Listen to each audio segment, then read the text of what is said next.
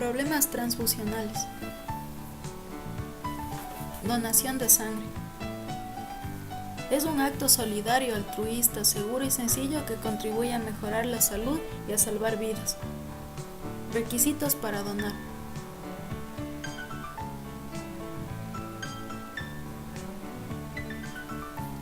Gozar de buena salud. No fumar ni consumir alcohol u otras drogas. No ser portador de enfermedades. Tener entre 18 y 65 años. Pesar mínimo 110 libras, es decir, 50 kilos. Y presentar la cédula de identidad.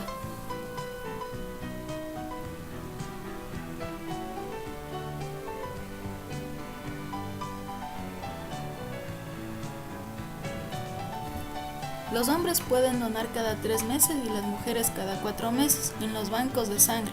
Por ejemplo, en Pichincha tenemos los siguientes lugares de donación.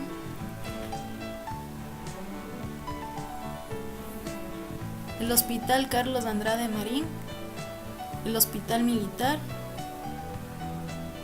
Solca, Cruz Roja del Centro, Hemocentro en Calderón y el Hospital Metropolitano de Quito. También es primordial saber que no se debe donar sangre en los siguientes casos. Si tiene tos, gripa, dolor de cabeza o estómago. Si padece o ha padecido epilepsia, hepatitis, sífilis, paludismo, cáncer, sida o enfermedades severas del corazón. Si ha ingerido bebidas alcohólicas en las últimas 48 horas. Si ha tenido algún tipo de cirugía en los últimos 6 meses. Si se ha realizado tatuajes, perforaciones o acupuntura en el último año. Si se ha vacunado contra hepatitis o rabia en el último año.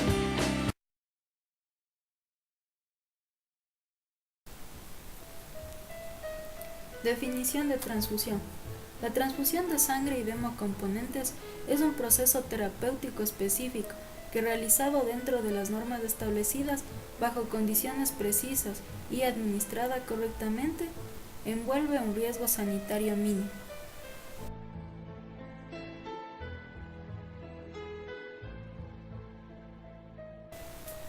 Tenemos esta imagen del formulario de solicitud de productos sanguíneos del Ministerio de Salud Pública, requisito indispensable para la transfusión.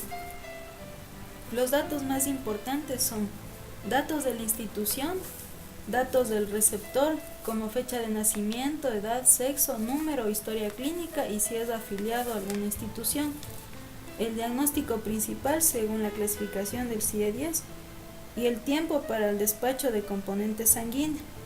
Por último, tenemos los datos del médico que solicita la transfusión.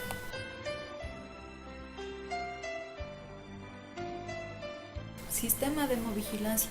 Es un sistema de alerta organizado que tiene como objetivo recoger y analizar la información sobre reacciones indeseables por la utilización de sangre. Todo sistema de hemovigilancia debe estar preparado para: primero, identificar las reacciones adversas de las transfusiones en todos los niveles. Segundo, recolectar información y analizar la misma en todos los niveles. Tercero, detectar el aparecimiento de eventos nuevos. Cuarto, brindar información oportuna para la toma de decisiones. Quinto, apoyar en la seguridad transfusional y en la calidad de hemocomponentes. Sexto, elaboración de normas técnicas y protocolos. Séptimo, seguimiento de donantes con serología reactiva para consejería, confirmación y tratamiento específico. Octavo, brindar entrenamiento a los profesionales de la salud, responsables e inmersos en los procesos y procedimientos transfusionales. Reacciones transfusionales. Concepto. Son todos los efectos adversos que ocurren durante o después de una transfusión de sangre o hemocomponentes. Tomando en cuenta el tiempo de aparición de estas reacciones, se clasifican en inmediatas y tardías. Puede tratarse de complicaciones relacionadas con la contaminación bacteriana, viral o parasitaria, reacciones hemolíticas y relacionadas con incompatibilidad del sistema ABO. Reacciones transfusionales agudas e inmediatas. Ocurren dentro de las 24 horas posteriores a la administración de un componente y por lo general durante la transfusión. Dentro de estas reacciones se pueden mencionar hemólisis, tanto inmunes como no inmunes, sepsis relacionada con la transfusión, reacciones alérgicas severas, anafilaxia y complicaciones de la transfusión masiva, también embolia gaseosa. Reacciones hemolítica transfusional aguda. Se presenta cuando los hematíes transfundidos son destruidos. Las manifestaciones clínicas. Tenemos fiebre, escalofrío y temblores a veces, dolor abdominal, torácico o dorsolumbares en las reacciones leves, hipotensión, disnea, dolor lumbar, shock con o sin coagulación intravascular. Esto se presenta en los casos severos. Reacción hemolítica intravascular. La causa principal es la incompatibilidad ABO. Se caracteriza por presentar dolor precordial lumbar, fiebre, hipotensión, hemoglobinuria y shock que puede llevar a la muerte. Reacciones hemolítica extravascular. La principal causa es la incompatibilidad de otros grupos sanguíneos. Generalmente se presenta con ictericia, fiebre, dolor lumbar y abdominal de leve a moderada intensidad. Sepsis relacionada con la transfusión.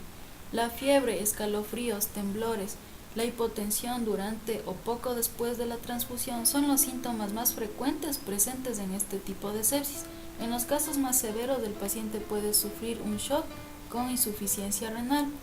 El tratamiento para esto, si hay sospechas de esta enfermedad, la misma debe detenerse inmediatamente y debe comenzar el tratamiento de soporte del paciente. Debe comenzar con la administración de antibióticos de amplio espectro.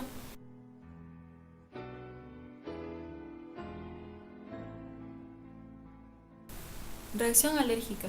Es producida por la presencia de anticuerpos en el receptor que causan hipersensibilidad y reaccionan frente a proteínas plasmáticas presentes en la sangre del donante. La mayoría de estas reacciones son leves. Otra reacción que se puede presentar es la urticaria. Para tener un conocimiento más detallado sobre este tema, vamos a ver el siguiente video.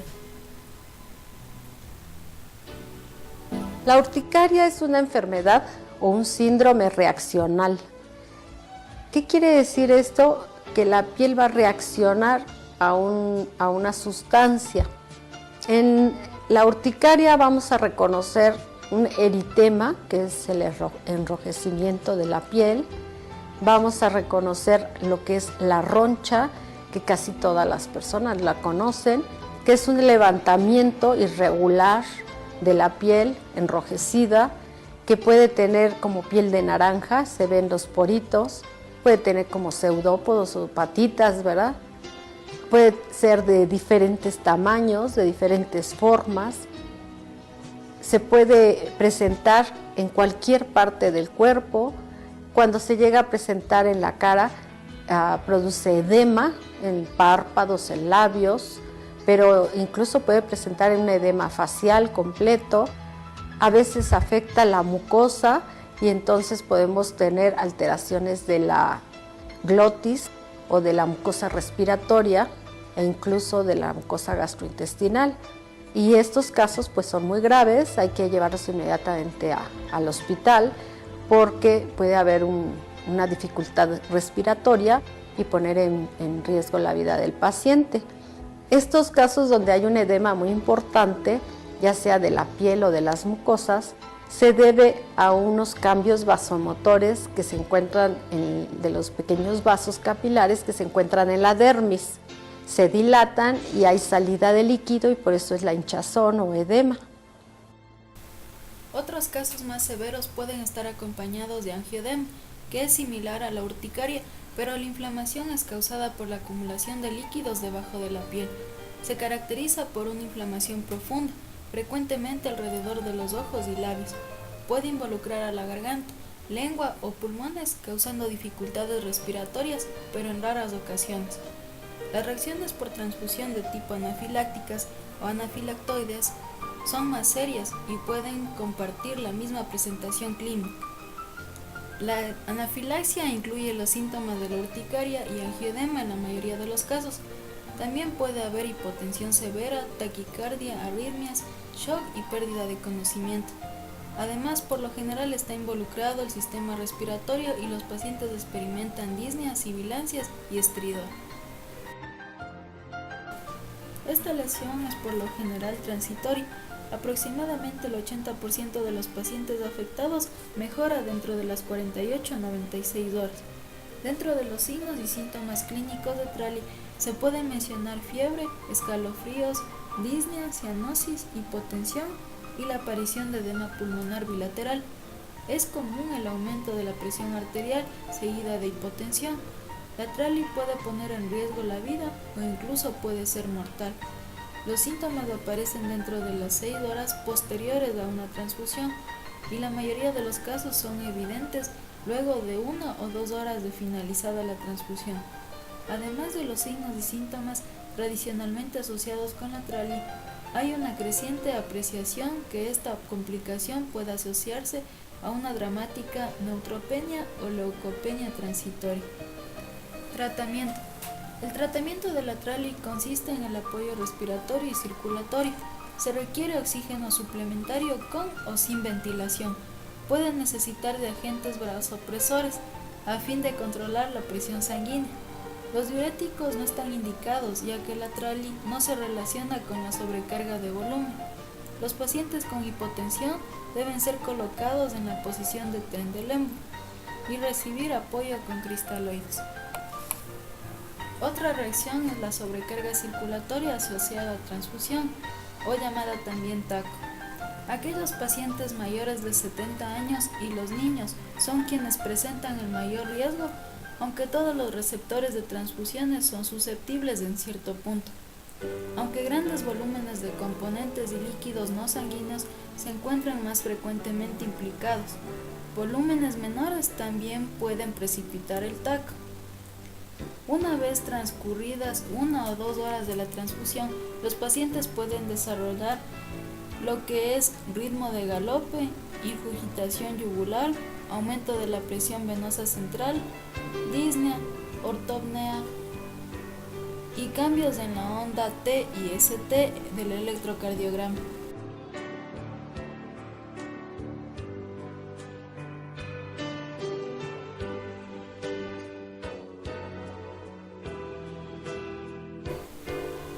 Toxicidad por citrato. La sangre y las plaquetas contienen citrato como anticoagulante. Cuando se realiza una transfusión rápida de grandes volúmenes de estos componentes, particularmente en presencia de enfermedades hepáticas, los niveles de citrato en plasma pueden aumentar produciéndose una hipocalcemia.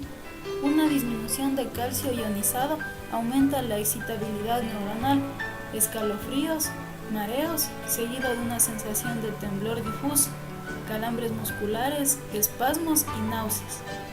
Los pacientes que reciben transfusión masiva, particularmente aquellos con enfermedades hepáticas severas, pueden beneficiarse por el reemplazo de calcio. Por lo general puede tratarse disminuyendo la velocidad de infusión. Reacción febril. Es la reacción más común dentro de la práctica transfusional. Generalmente se debe a la presencia de anticuerpos contra los antígenos leucocitarios del donador. Se caracteriza por el incremento de la temperatura superior a los 37.8 grados en un paciente afebril o la elevación de 1 grado centígrado en un paciente con fiebre, acompañada de escalofríos. El incremento de la temperatura durante la transfusión puede ser señal de una reacción más grave como hemólisis o contaminación bacteriana.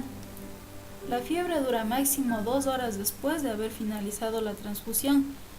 No se observan signos de hipotensión ni shock.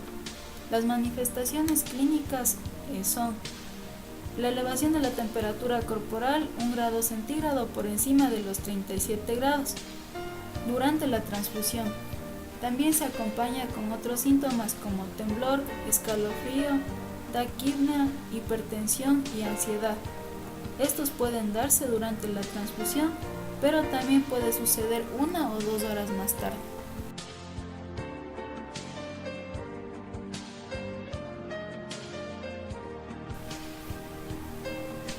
Hipercalcemia e hipocalcemia. La hipercalcemia puede ser un problema en pacientes con insuficiencia renal. en niños prematuros y en los recién nacidos que reciben transfusiones de grandes volúmenes, como en el caso de una cirugía cardíaca.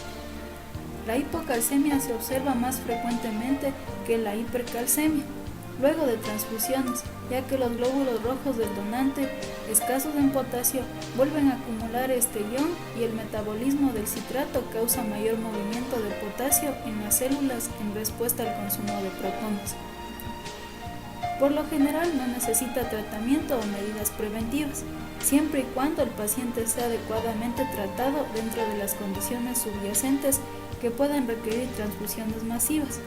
En el caso de los niños que reciben transfusiones lentamente de pequeño volumen, las unidades pueden utilizarse con mucho cuidado hasta la fecha de expiración.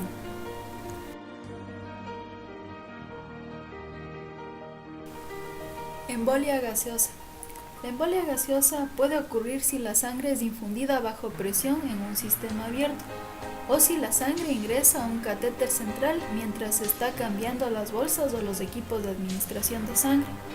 El volumen mínimo de aire, que es potencialmente fatal para un adulto, es aproximadamente 100 mililitros. Los síntomas más frecuentes para esta enfermedad incluyen tos, disnea, dolor torácico y shock. Hipotermia. Los calentadores de sangre pueden utilizarse.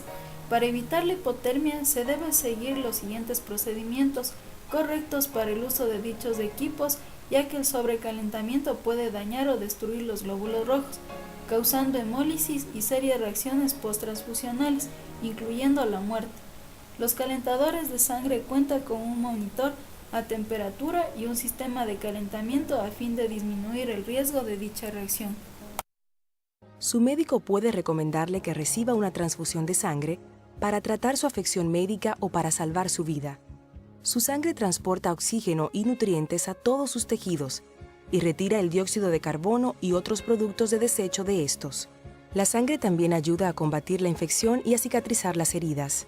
La sangre está formada por una porción de líquido y componentes celulares. El líquido, llamado plasma, es en donde los nutrientes, hormonas, factores de coagulación y otros químicos se disuelven. Los componentes celulares, en vez de disolverse, se suspenden en el plasma. Están formados por glóbulos rojos que transportan el oxígeno y el dióxido de carbono, glóbulos blancos que combaten la infección y plaquetas, que son subcélulas pequeñas que ayudan a la sangre a coagularse. Las células sanguíneas se producen en la médula ósea, un tejido suave que se encuentra dentro de varios de sus huesos. Una transfusión de sangre utiliza sangre donada para reabastecer de glóbulos rojos, glóbulos blancos, plaquetas, factores de coagulación, plasma o sangre completa. Entre las circunstancias que pueden requerir de una transfusión de sangre se encuentran pérdida de sangre como consecuencia de traumatismo, cirugía del corazón u otra cirugía mayor, trasplante de órganos, trastornos hemorrágicos como hemofilia, anemia severa, incluyendo anemia de células falciformes, tratamiento para la leucemia u otro tipo de cáncer, trastornos que destruyen las células sanguíneas o la médula ósea o incompatibilidad RH en recién nacidos. Para iniciar la transfusión, se insertará una aguja intravenosa en la vena de su mano o brazo.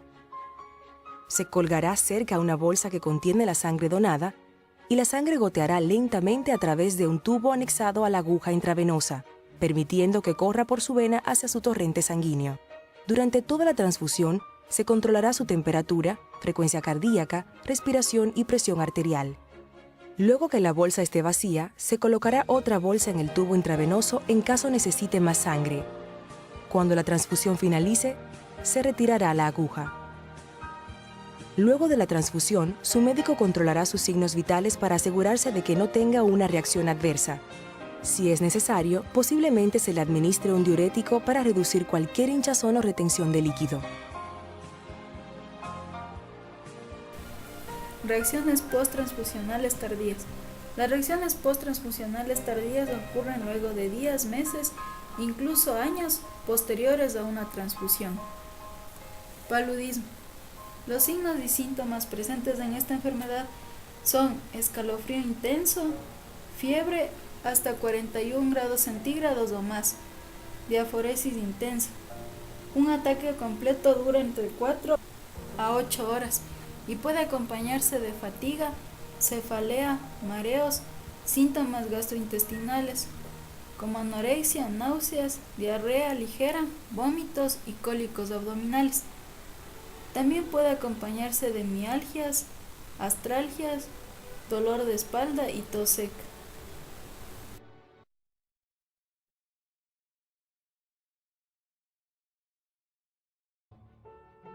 Del género Anopheles, portador de microparásitos de malaria esporozoitos. Los envía a los capilares.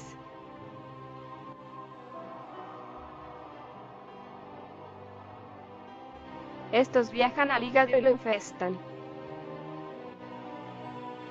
afectando los hepatocitos.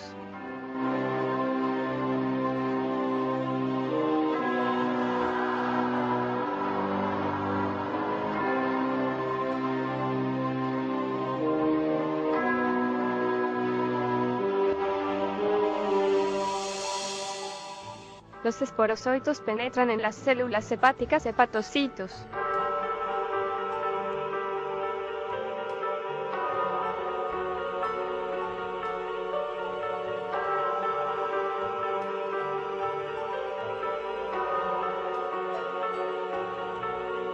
En su interior comienzan a dividirse en esquizogonías pro-eritrocíticas.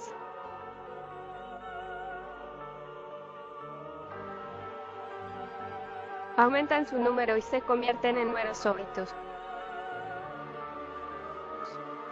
Conforme se multiplican, las células hepáticas infectadas se rompen como sacos viejos, liberando los numerosóitos.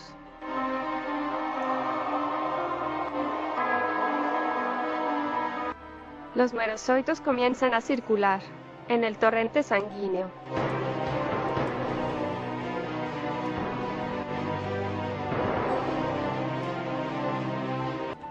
Y de ahí se introducen en los eritrocitos. Invasión eritrocítica.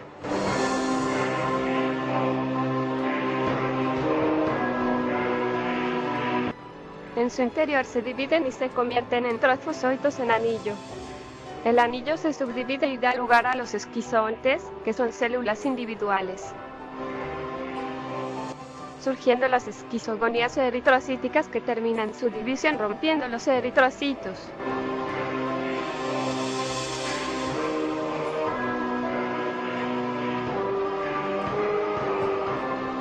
Y liberándose como merozoitos. Así la sangre infectada por merozoitos da los siguientes síntomas: fiebre alta, escalofríos, dolor de cabeza, sudores, fatiga, náusea y vómito. Si otro mosquito pica a este sujeto, el mosquito chupará su sangre y en su interior los merozoitos maduran sexualmente y surgirán nuevos esporozoitos. Chagas. Consideraciones generales. La enfermedad de Chagas es causada por el Trypanosoma cruzi, un parásito protozoario del hombre y de animales domésticos.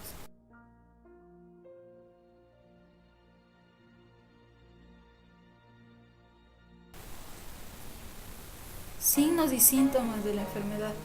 La mayoría de las personas infectadas son asintomáticas. Los primeros datos son en el sitio de inoculación, sea este el ojo como edema bipalpebral, unilateral, conjuntivitis, linfadenopatía, o en la piel como un changoma.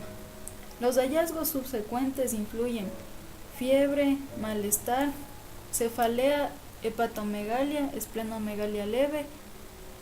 Puede haber paro cardíaco en personas jóvenes y se atribuye a fibrilación ventricular. Existe megacolon y megaesófago por daño a los plexos nerviosos de la pared intestinal o esofágica. Estos últimos incluyen con disfagia, regurgitación y estreñimiento.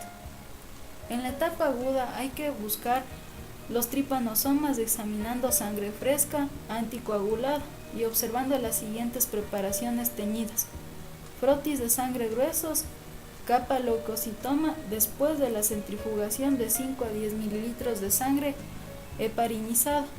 En la etapa crónica, los parásitos solo se descubren por cultivo o senodiagnóstico. tanto en la infección aguda como en la crónica. Debe realizarse hemocultivos. Se dispone de varias pruebas serológicas y su valor es prudencial cuando son positivas. Si es posible, debe usarse más de una prueba. Sífilis. Afecta habitualmente a las personas entre 20 a 35 años, en particular de las zonas urbanas. Sus signos y síntomas. Una lesión ulcerada de la piel o de las mucosas en el lugar de la infección. El foco infeccioso suele encontrarse en la región genital. Exantema, alopecia segmentaria, adenopatías, complicaciones cardíacas, oftálmicas, auditivas o del sistema nervioso central y las lesiones de los tejidos de los huesos. La infección tiene carácter agudo o crónico. El contagio suele ser directo, por vía sexual a través de la lesión o lesiones exudativas primarias. La sífilis se transmite también de madre a hijo a través de la placenta, también por transfusión de sangre. El periodo de incubación dura de 10 días a 3 meses. Diagnóstico. El diagnóstico de la sífilis se confirma con una prueba rápida de las reaginas plasmáticas. Tratamiento. El tratamiento sistemático de la sífilis se basa en la administración de penicilina. Si el paciente es una mujer embarazada, se aplicará una segunda dosis una semana más tarde. Si el paciente presenta alergia a la penicilina, se administra doxiciclina o tetraciclina por vía oral de forma diaria durante 28 días. Herpes genital. El herpes genital es una enfermedad crónica recidivante producida por el VHS de tipo 2 y caracterizada por lesiones vasculares. Signos y síntomas. Las vesículas de las mujeres pueden aparecer también en la vulva, los miembros inferiores y las nalgas. Las masculinas suelen darse en el pene y alrededor del ano de los hombres que mantienen relaciones homosexuales. Puede haber igualmente lesiones en la boca como consecuencia del sexo oral. Al evaluar a un paciente con una posible herpes genital, hay que preguntarle si tiene dolor y sobre las molestias locales, también si posee ardor, fiebre o cefalea. El periodo de incubación del VHS tipo 2 es de 3 a 14 días. Hepatitis. Hepatitis B. El virus de la hepatitis B es un pequeño virus de ADN que produce un exceso de las proteínas de la envoltura, llamadas también antígenos. Estas se detectan con facilidad en el suero. El análisis de estos marcadores sirve para identificar y vigilar la infección aguda y crónica. Epidemiología. La hepatitis B se transmite a través de la sangre o de otros líquidos corporales, como exudados de heridas, semen, secreciones y saliva de individuos que son positivos.